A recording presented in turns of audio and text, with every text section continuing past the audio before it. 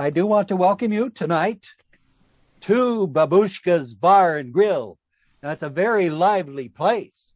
Well, usually, COVID's kind of slowed us down a little bit, but these old ladies, they always come, and I don't dare tell them not to come. Among those old ladies is one person named Allison Cox, who is going to kind of get us started this evening, and she is going to introduce our other storytellers in just a moment. Let's see, I've got to get them here. There we go.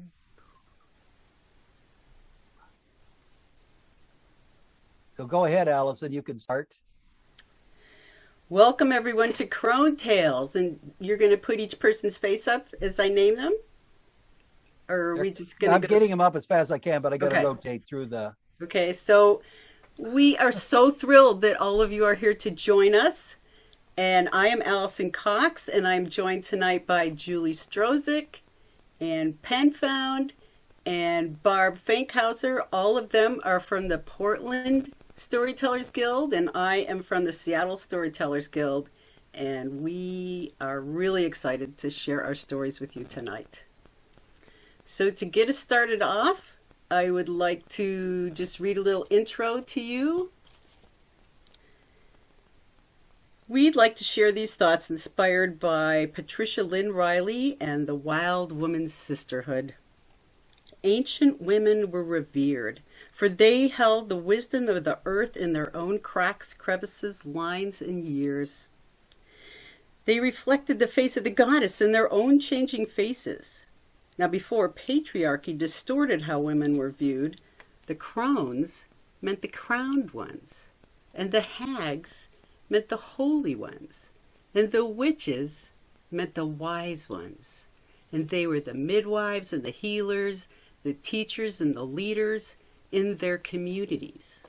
And so now, tonight, in honor of Women's History Month, we wanted to share these stories with you. And we want to celebrate both that the times have changed and also the changes in our own bodies and our own lives. It's been quite a year. And so we also want to pose the question, what if Baba Yaga, 3 Crone Sisters, Kale and Biddy Early all got together to swap tales? Well, surely tonight you're going to hear stories about crones and stories that the crones would have told. And we're going to start the evening with Julie Strozyk telling us about Baba Yaga.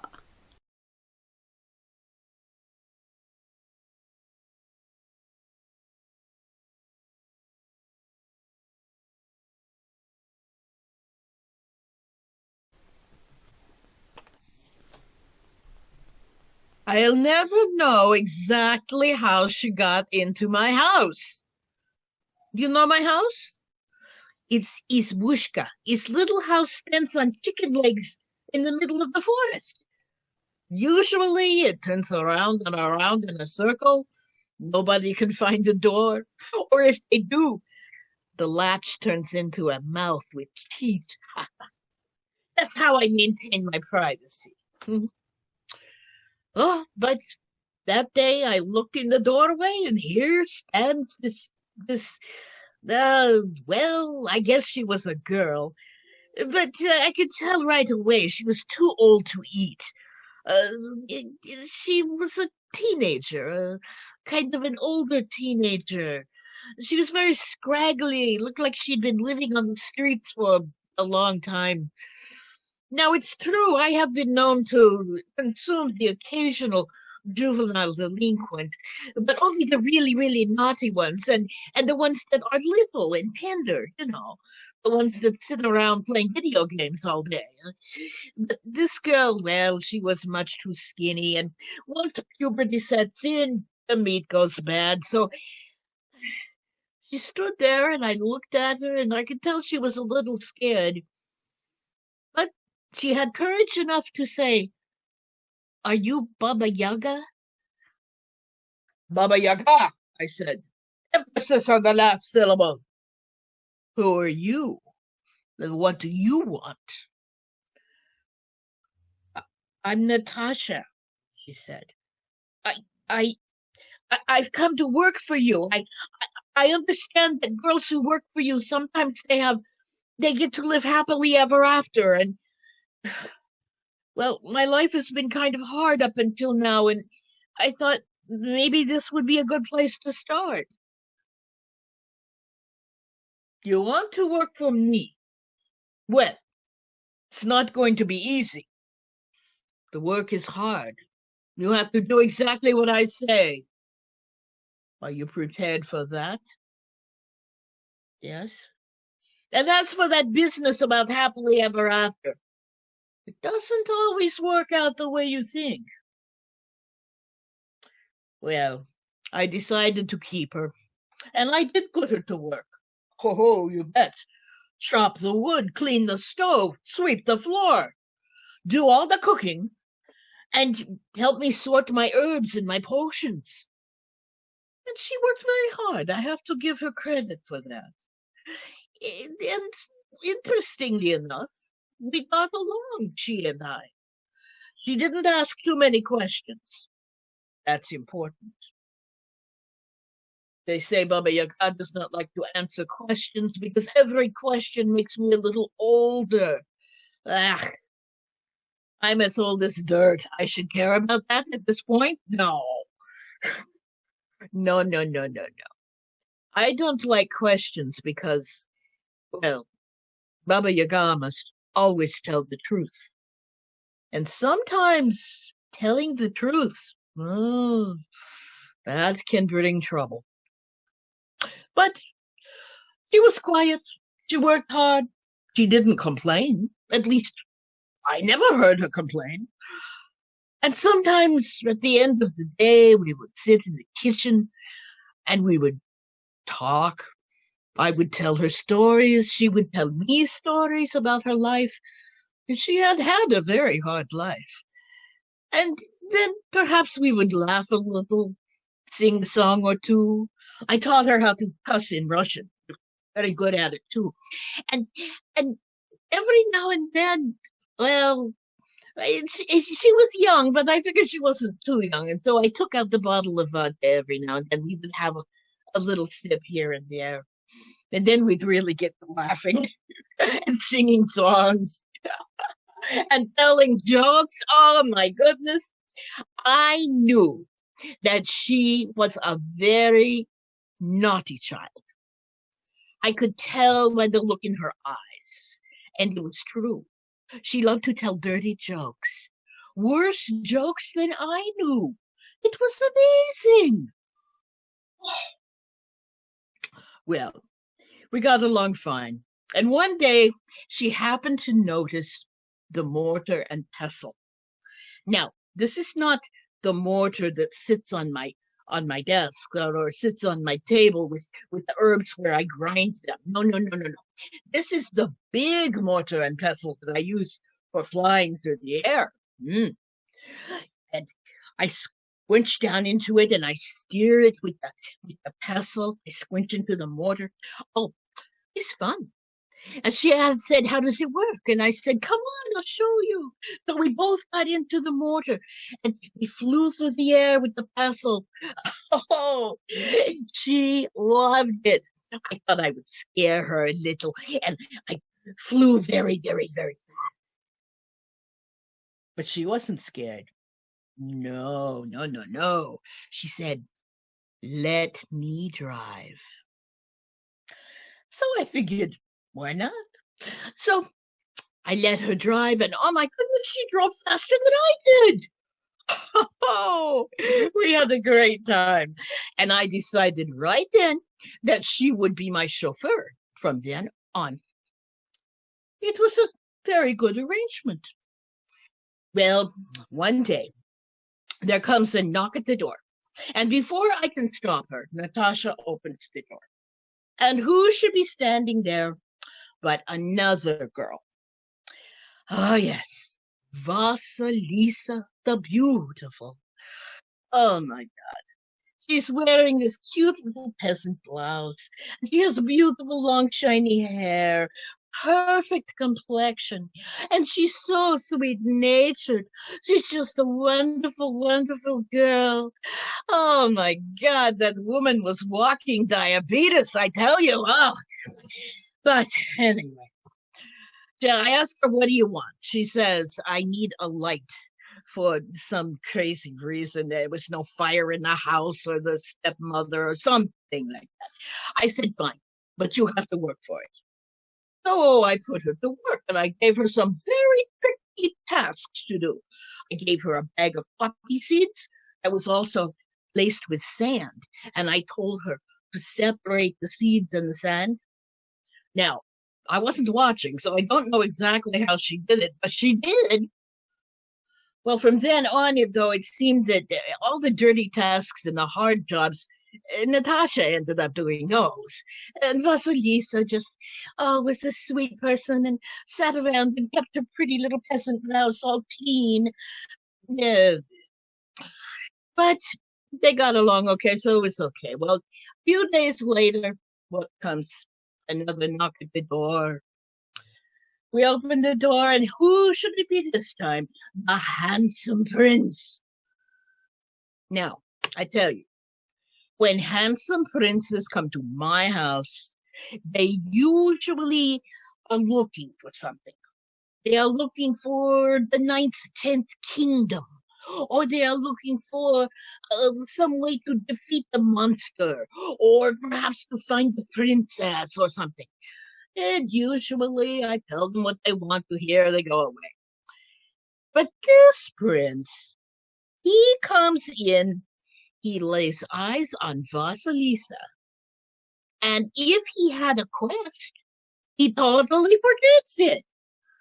I don't remember what exactly he said, but he kind of excused himself and left. But I could tell. He had ridden his horse into the woods. He was hanging out not too far from the yard. Well, the days went by, and Vasilisa kept making excuses to go into the yard. And sure enough, she and the prince were making eyes at each other. I woke up one morning. Vasilisa is gone. So is the prince. And it really made me mad. I mean, I had been feeding the girl. I had, given her a place to stay, and for her to just run off like that, without even saying thank you, really made me mad. So I told Natasha, get into the mortar. We're going to catch them.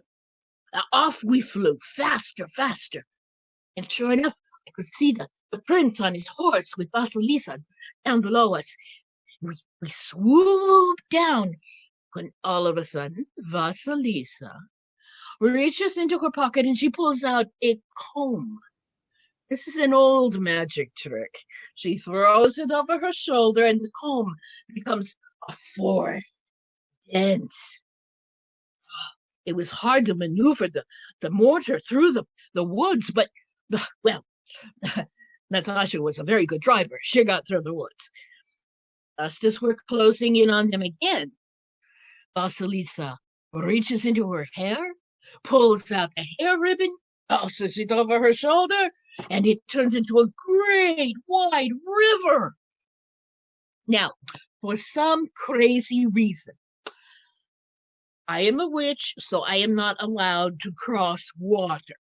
But Natasha was driving the mortar, so I figured we could make it, and we did. We got across the river, and we got closer and closer again, and then that sneaky Vasilisa, now if I had known that she had in her pocket a doll that her poor dead dying mother had given her with her blessing, I never would have let her into the house in the first place. I know about curses. I don't know about blessings. But at any rate, she reaches into her pocket, throws the doll over her shoulder. The doll turns into this great, horrible monster with spines sticking out of its skin. And I said, Natasha, turn around. We're going home. It's not worth the trouble. So we go home. Well, I could tell that Natasha was in a very bad mood. She began to grumble. She began to rattle the pots and pans. I just let her. I could hear her swearing under her breath. She swore in English. She swore in Russian. She swore in languages I never even heard before. I figured that she would calm down eventually. Finally, I said, Natasha, what's the matter? Oh, then did I hear about it. Why did she get to marry the prince? I'm the one who wants a happily ever after. When do I get my happily ever after? Isn't there something you can do? Isn't there a spell you can make? I've waited and I've served you well. Again, I let her calm down a little and I said, look, Natasha, I can't give you a happily ever after. That's something that you have to find for yourself. And I know you're angry now. I know you think that you wanted to marry the prince, but listen to me. Listen. This Vasilisa, maybe she will become the Tsarina. I don't know. And if she does, what will her life be like? She will sit on the golden throne, and she will do exactly what people expect her to do. Will she ever come to know who she truly is? Maybe not. But you, Natasha, you have time. You have time to learn who you are and come to understand your talents. Give it time. Your life will unfold as it should. And let me tell you, a life well lived, it's better than love. It's better than anything. She quieted down after that, but I could tell she was still very upset. And so, a couple of days later, I gave her a blank book and a pen and ink, and I said, write. Write what you feel. Write your feelings down. Write what you're thinking. And she did. First, she wrote poison pen letters to the prince and the princess, But after that, she began to kind of write like a diary. It became a history. She talked about her life and all the things that had happened to her. She began to write her feelings, sometimes angry, sometimes sad. Got them all out onto the paper, and then little by little, she began to write poetry. Now, at first, I laughed. I don't like sentimental poetry. But I peeked in the book, and it was pretty good. She wrote about how nice it was to live in the forest, how beautiful it was on a rainy morning to smell the smells of the earth. She wrote about the wind in her hair when she flew in the mortar and pestle. All kinds of lovely things. I was happy for her. Little by little, she began to ask for a little more freedom. She wanted to borrow the mortar and pestle from time to time. I let her do it. I think mostly she was going to a grocery store somewhere. She was a very good cook. And she cooked for herself and she cooked for me. But for some reason, she really didn't want to eat the meat that I was eating. It wasn't always what you might imagine it to be, but she wanted something different, so I let her have that. Some days she would be gone for a while. And one day, after she'd been gone, a couple of days actually, she came back and she handed me a book, a beautiful, professionally bound book. It was a book of her writings, her poetry. And she explained to me, I have been in touch with a publisher. He has published my book, and now he wants me to go on a book tour. I was astounded. Good for you, I said. Good for you. Is this your happy ending? She said, I don't know, Baba, but I have to find out. Well, now she's gone. I think maybe someday she will come back. You know how they say, a bad penny always comes back. But she's gone now, and I miss her. It was like having a sister, or maybe even a daughter, to have her with me. But I get by. I get by because I have friends. And one of my friends, Anne Penfound, she's going to tell you a story now.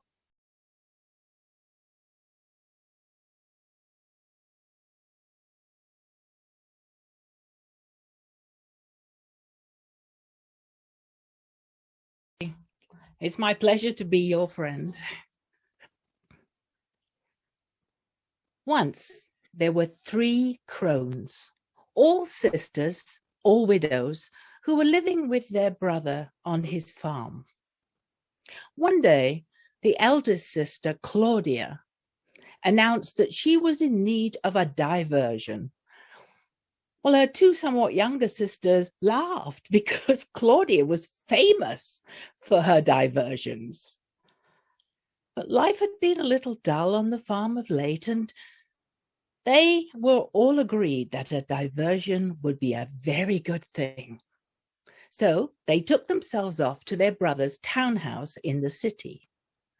The house abutted a busy thoroughfare so that they could sit on a balcony and look down at the comings and goings in the street without being seen. One afternoon, Claudia was alone on the balcony while the others were making tea. And looking down the street, she saw a tall, handsome young man. And he piqued her interest because he was intent on flirting with every woman he passed. What she didn't know was that this young man was Prince Ferdinand. And Prince Ferdinand had had an interview with his father of late and been told in no uncertain terms that he was supposed to stop his dalliances and settle down and get a wife. Well, the prince liked his dalliances, and he said with the truculence of youth, if I need to settle down and have a wife, I am only going to have the most beautiful woman in the world. Of course, his father told him about inner beauty and all that stuff, but he took not a bit of notice, and down the street he went, determined to find himself a beautiful woman. Now, Claudia on the balcony was a bit excited as she saw him coming towards her, and on impulse, she pulled a scented handkerchief from her bosom and put it over the balcony's edge and let it go, and it fluttered down to the feet of the prince, and he picked it up. What an exquisite handkerchief. And look, there was a C embroidered in the corner. Oh, it could only belong to a young and beautiful girl. He looked up, but of course he could see nothing. And then he noticed the door. So he took that handkerchief to the door and he knocked. The door was opened by Beatrix, and he noticed she was an older woman, quite handsome, but older. And he said, I wonder if you could help me. I found this handkerchief. It fluttered down to my feet, and I'm sure it must belong to a young and beautiful woman. And I wondered if I could speak to her. It has a C embroidered. Young and beautiful. Oh, well, that will be Claudia. I am Claudia's Granny Beatrix, and you are? Oh, I'm Prince Ferdinand. Your Highness. I'm afraid that our young ladies don't fraternize with young men, no matter how high they are, until they are engaged, betrothed to be married. And we certainly don't come outside because, our complexions, we don't want to spoil our complexions. Oh, well, I wonder if I could see Claudia's hand. Her hand?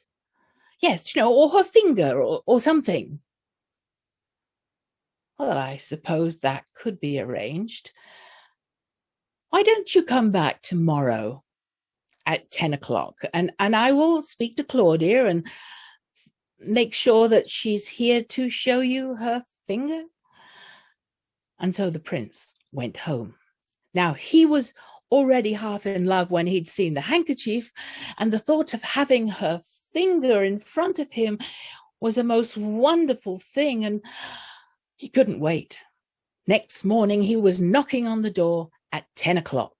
Beatrix opened the door. Oh, Your Highness, Claudia is here. She's behind the door, and she has agreed to show you her finger. Oh, and then there was a laugh come from behind the door, a silvery, beautiful laugh that he couldn't wait. And sure enough, through the keyhole that had been promised, there came a finger. Through, and he looked at it, and it began to beckon to him to come closer. What an exquisite finger, so slender in its kid covering. Without more thought, he took a ring from his pocket and he popped it on the finger, and he said, "I wish to marry Claudia." Beatrix was back at the door. Marriage? Oh, I'm sure that can be arranged. If you send your carriage tomorrow, then Annabelle and I will escort Claudia to the church, and you and she can be married. And that is exactly what happened. The coach arrived in the morning. Claudia, dressed in wedding finery with 7 veils over her face so that she couldn't be seen, was escorted to the church, and she and the prince were married. Now, the prince wanted them to go out to dine, but the ladies demurred. I mean, the last few days had been so fatiguing, all the excitement of getting ready, that they needed a little nap, and they would be sure to have Claudia in the bridal chamber for when he came back. And so that is what happened. They took Claudia to the bridal chamber. They helped her out of her wedding finery, put her nightie on, and then they tucked her into bed with those 7 veils still over her face. Now, when they eventually let the prince in, he was so full of manly ardor that he couldn't wait to consummate his marriage. And Claudia, who had some experience in these things, could hardly wait to be consumed. It was only afterwards that the prince thought to look at his beautiful bride. And so he lit a candle, and then he began to peel back the veils until there in the bed was a old and wrinkled crone, not a beautiful woman that he had been promised. And he was so mad, he snatched her up, took her over to the window, and threw her out. Then he pulled the shutters closed, and threw himself on the bed in a rage. He pummeled his pillow in fury until, exhausted, he fell asleep. Now, outside in the palace grounds, 3 fairies were going to a ball. And they stopped. They stared as an old woman came flying out of the palace upper window and began to plummet down towards the earth. They stared in amazement as her nightie caught and got tangled on a broken trellis that was holding up a climbing rose and held fast. And so she plummeted down, head down, feet up, and came to a halt. She was between heaven and earth, and there was no means of her getting to either. And as they watched, she tried to rectify herself, but she hadn't got enough strength to do that. And she hadn't got enough nightie to cover her embarrassment. And as she swung there, she began to moan and groan. Oh, I wanted a diversion, and yes, it was quite a nice diversion, but I should have known better at my age. Now I'm absolutely mortified. Well, one fairy began to laugh.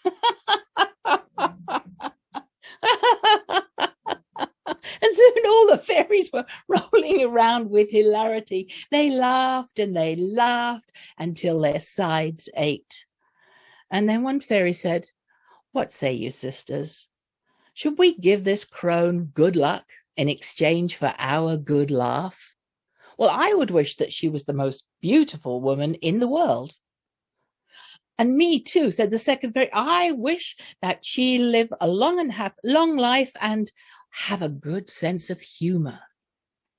"And me," said the third one, "I wish that she and her husband live a long and happy marriage and they have lots of children to bless their union. Come on, it's time for us to go. We're going to be late for the ball if we don't hurry." And off they went. Now, up in the bridal chamber, the prince woke up from a terrible dream. He dreamed that and there was no one in the bed beside him.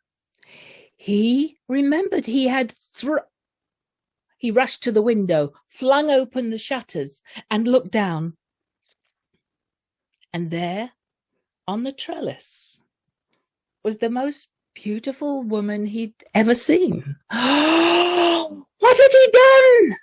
He went to the bed, he found a sheet, he let it down, she tied it around her waist, and then they began to pull her up into the bridal chamber, where he fell on his knees and begged for her forgiveness. A bemused Claudia forgave him, and she showed him that she forgave him. Sometime later, there was a knock on the door. "That'll be your granny Beatrix," said the prince. And it was indeed Beatrix, asking if all was well and would they like some coffee. And Claudia called back, "Yes, we'd love some coffee, thank you." When Beatrix bought the coffee, she entered the room and she nearly dropped it on the floor, because there in the marital bed was Claudia, but not Claudia as she had been, but a few days ago, Claudia as she'd been when she was in her 20s and 30s. She was quite beautiful. And of course, Beatrice wanted to ask questions, but the prince was there and she couldn't, and it wasn't until he'd gone out on official business that she began to pester her sister. How did you become so beautiful?" Claudia jokingly said, "Well, in the middle of the night, I thought it'd be a good idea to go down to the barber and have my head chopped off and grow a new one. Oh, Claudia, for goodness sake, be sensible. What did you do? Well, the questions came on and on and on until Claudia, a little testily, but joking still, said, well, if you must know, I went to the carpenter and got myself planed. Claudia watched as her sister spun on her heels and exited the room. She went down to the carpenter and demanded that she get herself planed. You know, that seems a kind of excessive form of beauty treatment, don't you think? I mean, I'm sure you're wondering what happened. Was it successful? No, not successful at all. Now, Annabelle, when she came and found out what had been going on in the palace, she decided that she had had enough diversions to last her a lifetime. And so she took herself back to her brother's farm. And Claudia, what of the young and now beautiful Claudia? Well, when her husband became king, she became queen. And she was able to offer wise advice on courtly matters. And the king would often say, oh, it is so wonderful to be married to such a beautiful woman, a woman who has wise head on young shoulders. And Claudia thought, well, it's a good thing I do, because we have 25 children, and that's a lot of children to keep an eye on. And you know, I'm here to tell you that the fairies' wish came through for them. They lived a long and happy marriage, and they did have lots of children to bless their marriage. And I think it's because a beautiful woman is a delight to the eye, and a wise woman, she's a delight to the heart. Thank you. And now we have Allison, who is going to tell you a story to make you think and to make you pleased that there are wise women in this world.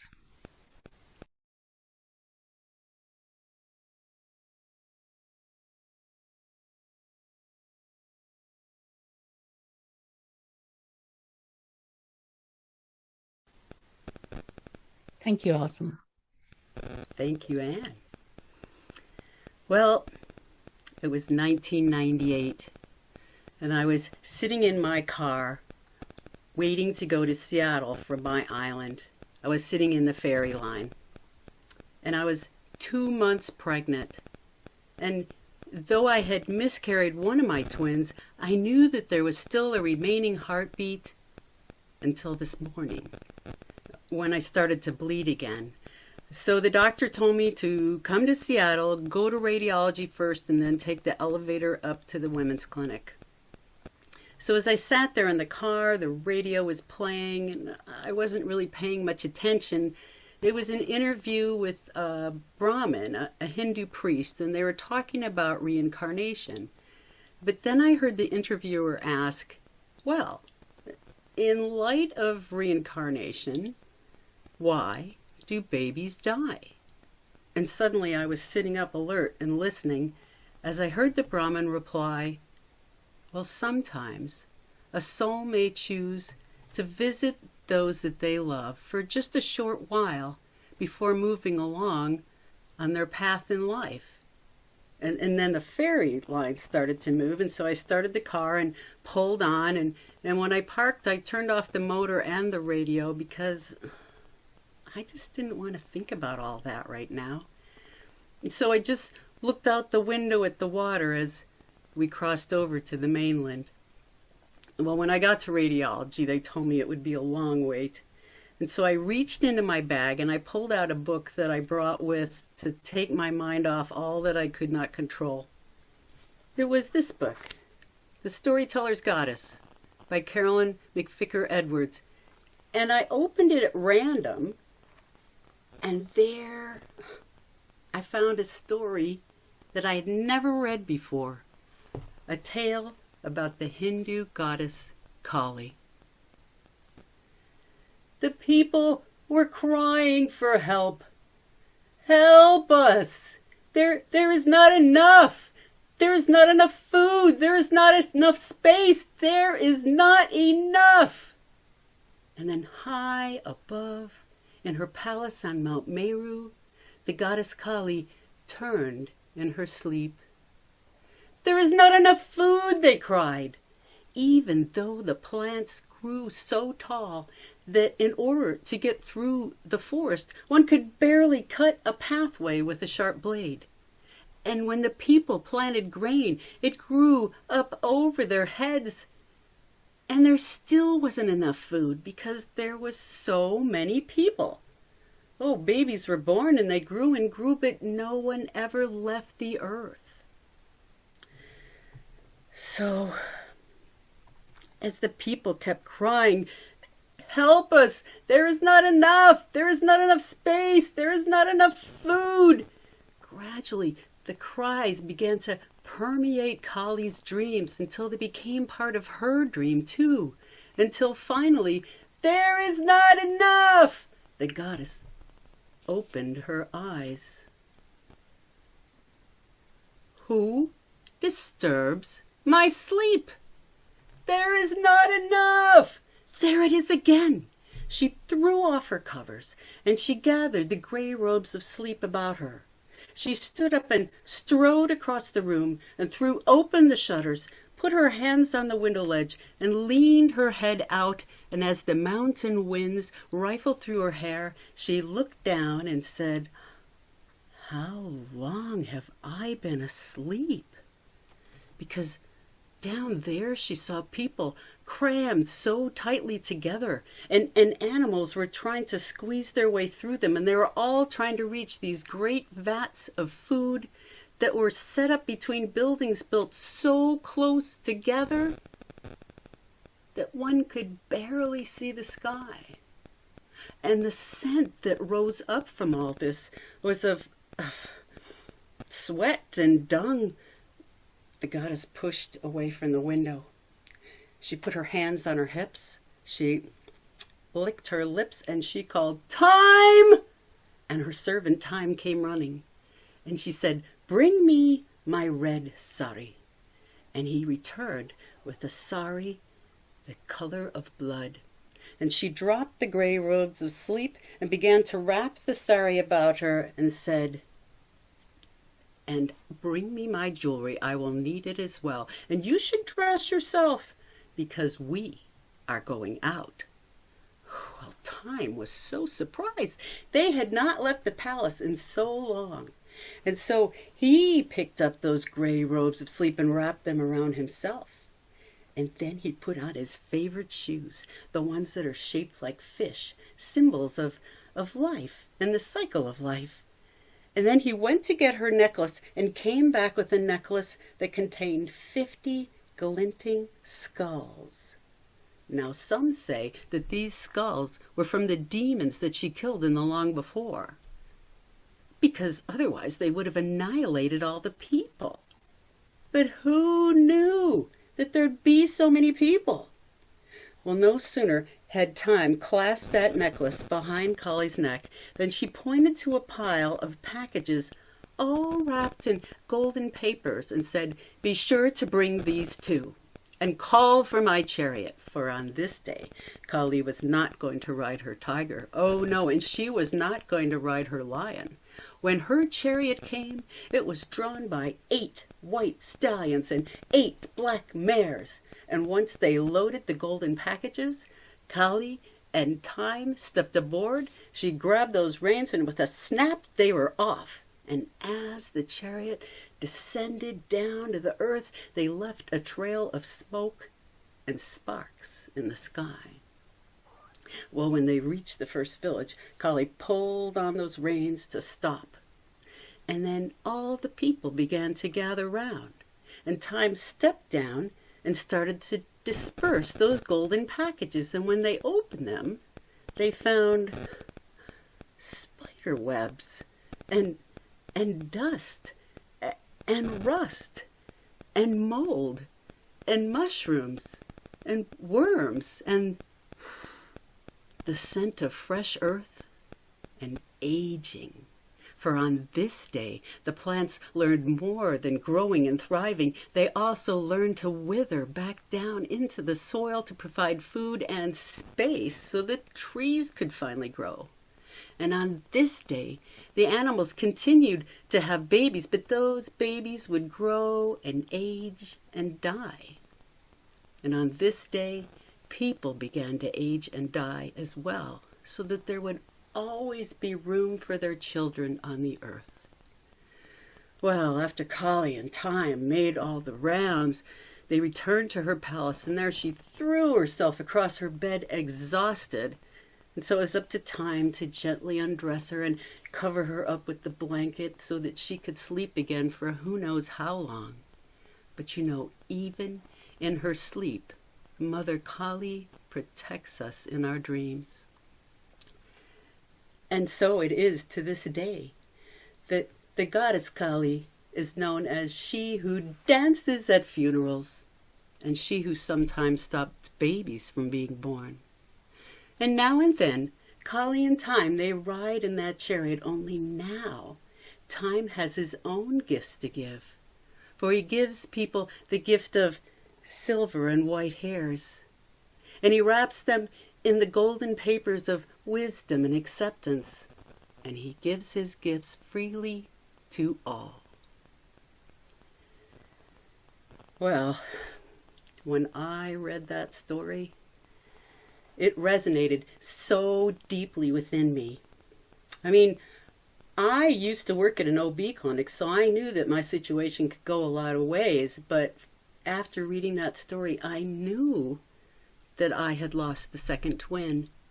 And that knowing gave me a resting place, a quiet spot, some calm, so that I wasn't anxious about what was going to happen next, and I needed that calm to get through the rest of the day. I needed that calm when the radiologist, after I asked, can you detect a heartbeat?" simply said, "You'll have to ask your doctor," and walked out of the room. And as I took the elevator up to the women's clinic, I thought, why would someone who treated me so cold through the appointment and acted so impersonal choose to be a radiologist, and why would he work with pregnant women from the women's clinic? Well, I'll never know. There was another long wait at the clinic, but finally I was shown into a room with a doctor and a nurse, both women, and they told me what I already knew, that the second twin was gone. And then they said, we need to perform a procedure called a D&C. And we can't give you anything for the pain, but we will give you this medication that'll make you forget everything afterwards. And I said, oh, no. I've had that medication twice before. It's never worked. And they said, this time it will. It did not. I remember everything. And as I lay there on the table through a painful procedure, I thought, well, this is goodbye to my babies. And so tears began to trickle from the sides of my eyes down into my hairline as I lay there. And at first they didn't notice anything because my breathing didn't change and I was laying perfectly still. But then the nurse looked up and she said, oh, Allison, you don't have to cry. And then the doctor said, Allison, stop crying. Well, they might as well have told me not to breathe, so I just ignored them and went on. And so then the nurse said, Allison, come on now, stop crying. And the doctor said again, come on, Allison, you don't have to cry, stop crying. And they kept saying this over and over, louder and louder, until finally I said, stop, just stop. I will cry at the loss of my babies, and I need some quiet to do so now. Well, They finally heard me. And so they stopped for a minute, and then they finished the procedure in silence.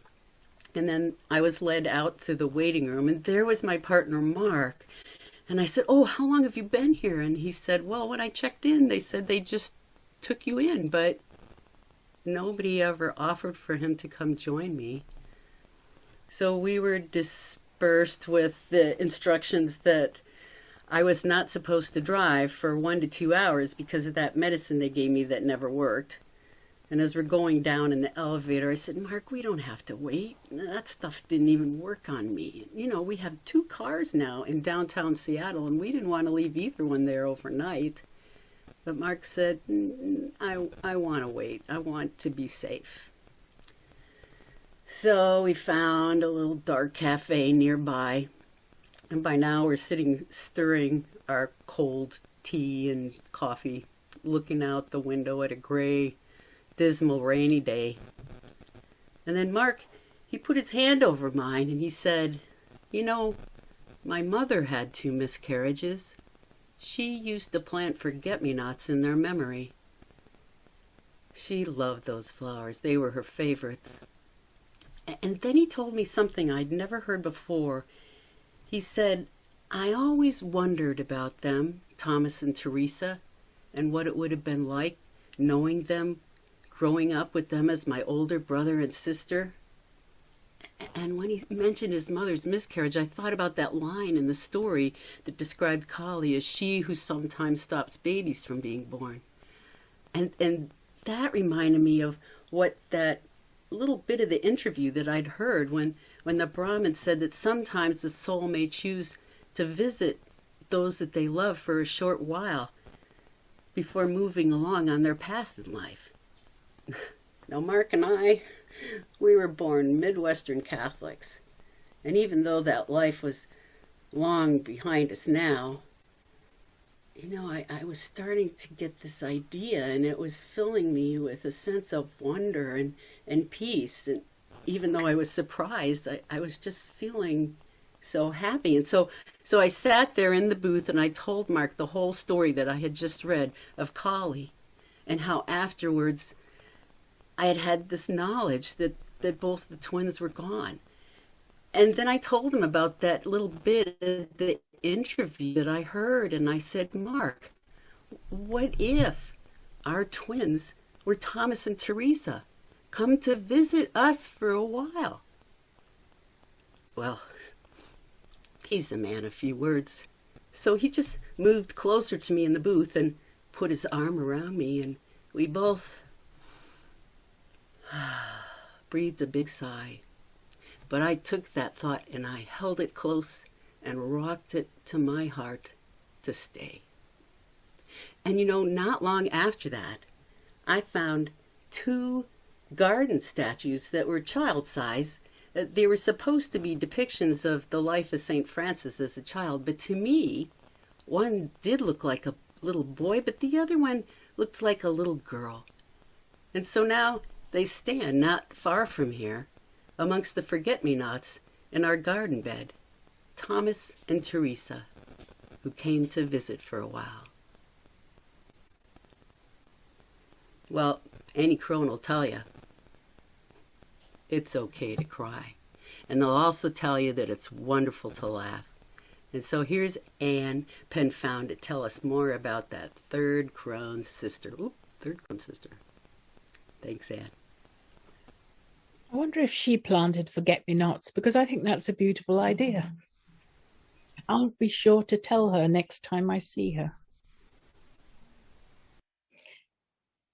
When Annabelle went back to the farm, she found life a lot simpler than living in the city.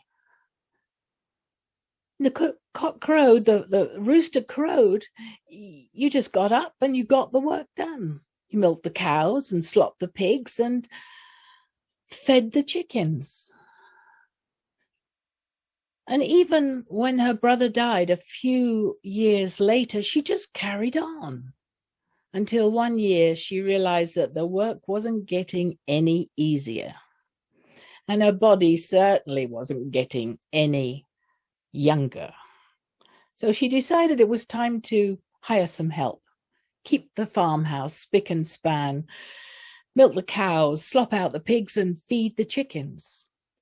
She put on her bonnet and went off to the nearest town to see who was for hire. And as luck would have it, there were 3 sisters. And they were absolutely delighted with the idea of being hired on together, especially when they found out they were going to share a feather bed and had feather pillows. What they didn't tell Miss Annabel was that they were rather fonder of feather pillows than they were of feather dusters. And they all 3 had an aversion to rising early. What Miss Annabel did not tell the 3 sisters was she had an alarm clock, a rooster named Bertram, after her husband, her dearly beloved husband, because both of them were always punctual, even if they did crow a lot. So at crack of sparrows the next day, Bertram began to crow. No time for rest. Morning is best. Rise with the sun. Get the work done. Oh, too early, said the sisters. But then Miss Annabel called out, ladies, it's time to get up. We've got to get the work done. Cows need milked. Pigs need slopped. Chickens need fed. And so they got up and they got the work done. Rising every day at dawn, day after day after day, they began to hate that rooster with a vengeance. And they plotted his demise. One night, I should say, they went down into the farmyard, pulled that rooster off his perch and terminated him. Then they pulled out his feathers to make it look as though a fox had got him, took his body and threw it in the river so that Miss Annabel would be none the wiser. Now, the next morning, they all slept in. At 8:30, Miss Annabel, the sun was up. She hadn't heard the rooster. She got dressed, she went down to the farmyard, and there were feathers everywhere. She looked for Bertram, but he was gone. A fox must have got him. She ran upstairs, she woke up the maids, and she said, it's time to get the work done. And they did, but in a much better time of day, in their opinion. That next night, they were slow in going to bed because they knew there would not be a rooster to wake them up. So you could imagine their surprise when they were startled awake. And there at the bottom of their bed was Miss Annabel, flapping her wings like a rooster with feathers sticking out of her bonnet. Morning is best. Time to get up. No time to rest. They sort of tumbled out of bed. They tumbled into the farmyard, half dressed, and they got the work done at Miss Annabel's insistence. And unfortunately for those young women, it happened again and again and again, because the first time Miss Annabel had made a mistake. But then she got into the habit of getting up really early before the cock would crow. And so they were desperate. They offered to buy a new rooster out of their wages so that they could at least sleep until dawn. But she said no. She wanted to honor Bertram's memory, and nobody could take over from Bertram. Besides which, and she was fond of saying this, early to bed, early to rise, makes us all healthy and wealthy and wise. Thank you. Oh, and now there's a younger woman here that's going to tell a story about a wise woman who I know you'll enjoy because she's a lot of fun, I think.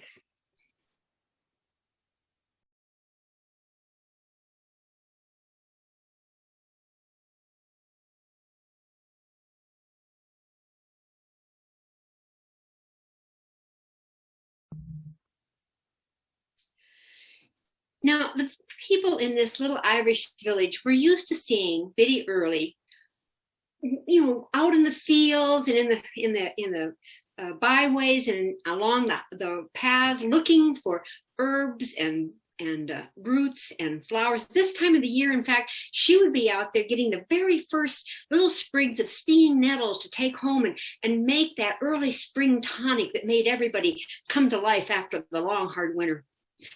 Biddy Early was a healer, you see, and she knew every nut and berry and root and bark and how to turn them into unguents and salves and teas to cure whatever ailed your body, your mind, or your spirit. She was a wise counselor too. The people would come to her with their questions and their concerns, and she would share her knowledge with them. And in fact, everybody loved Biddy Early.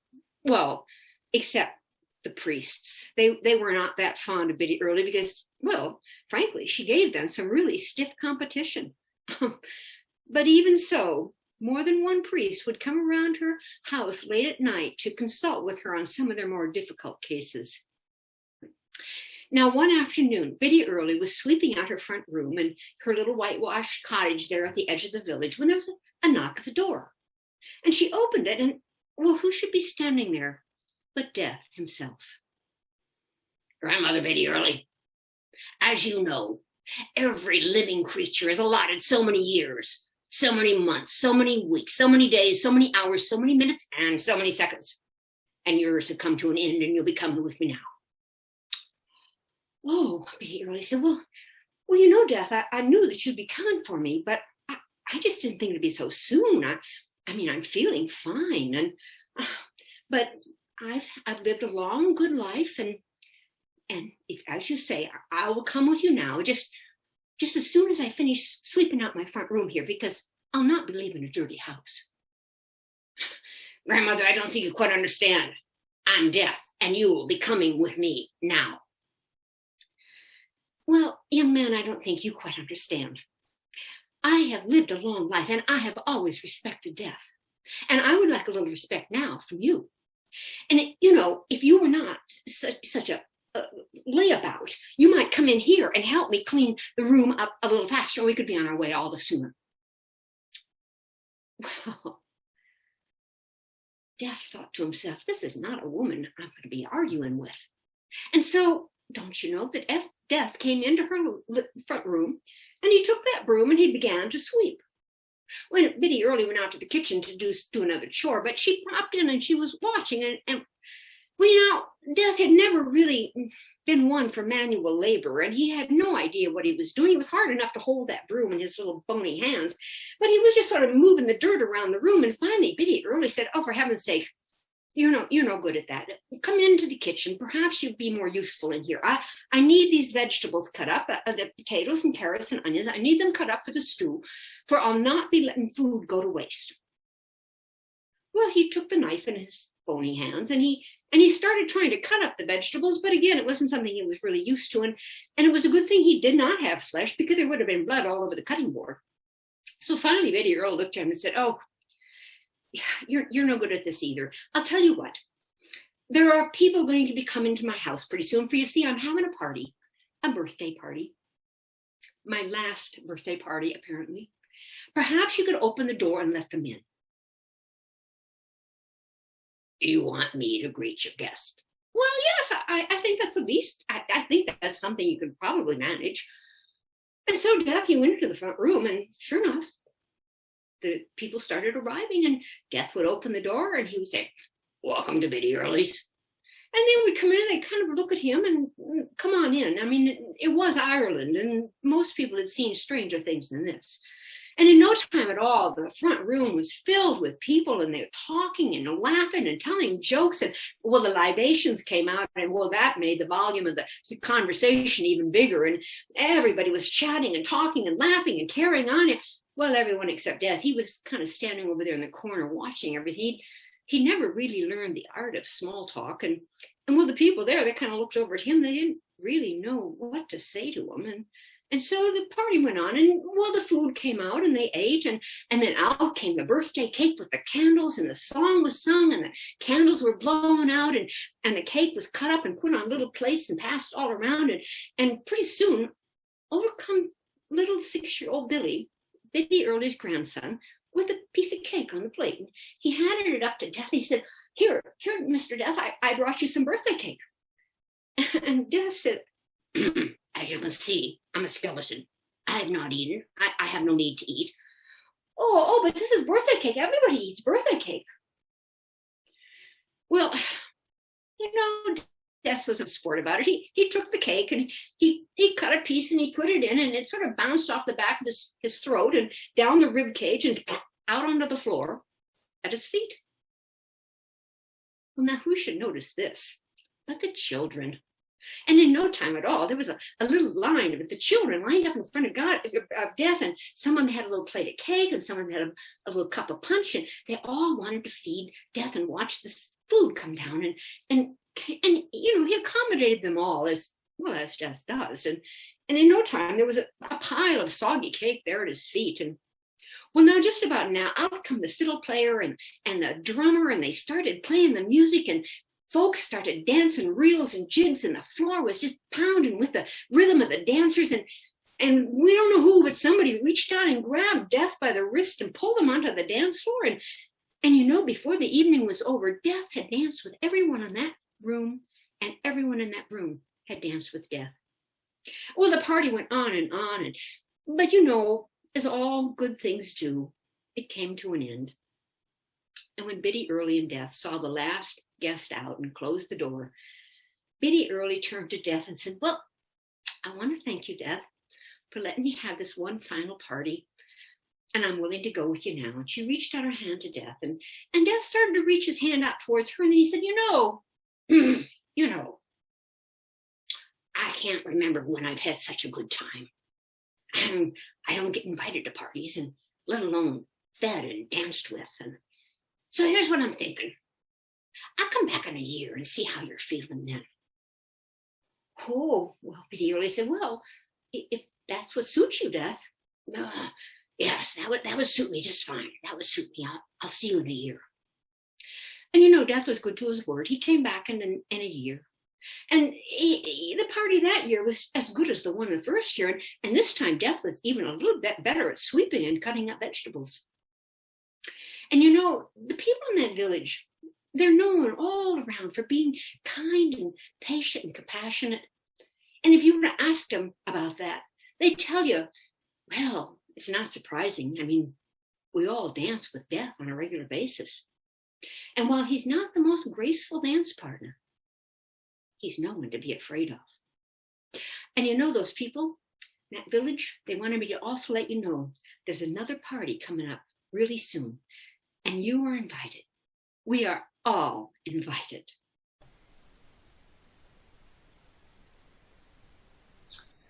So now it is my pleasure to invite all of my fellow storytellers back up here on our virtual stage. And there's Julie Strozyk, and there's Ann Penfound, and Allison Cox, and myself, Barbara Fankhauser. And thank you all so much for coming. And I want to thank all of you for joining me, my storytelling sisters, and Barry McWilliams for being our wonderful tech person and our greeters. And just before we open this up for discussion and questions, I want to thank all the listeners, because without you, we'd just be talking to ourselves. If anybody wants to make a donation, there's a little link on the invitation that you were sent that said that you can log in, and it's also on the Seattle Storytellers.org website. and let the conversation begin.